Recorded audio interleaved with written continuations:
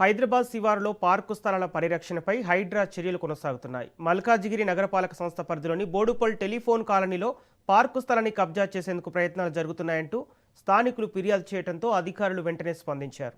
ఫిర్యాదు అందుకున్న హైడ్రా బృందం సంబంధిత ప్రాంతాన్ని పరిశీలించి సర్వే నెంబర్లు 78, 79లో ఉన్న 1166 చదరపు గజాల స్థలాన్ని పార్కు స్థలంగా గుర్తించినట్లు తెలిపింది. అనంతరం స్థలానికి రక్షణ చర్యలు చేపట్టి చుట్టూ ఫెన్సింగ్ ఏర్పాటు చేశారు. అలాగే ఈ భూమి పార్కు స్థలం హైడ్రా పరిరక్షణలో ఉంది అంటూ హెచ్చరిక బోర్డులు కూడా ఏర్పాటు చేశారు. ప్రజలకు ఉపయోగపడే ఓపెన్ స్పేస్లను కాపాడేందుకు ఇలాంటి చర్యలు కొనసాగుతాయని అధికారులు వెల్లడించారు.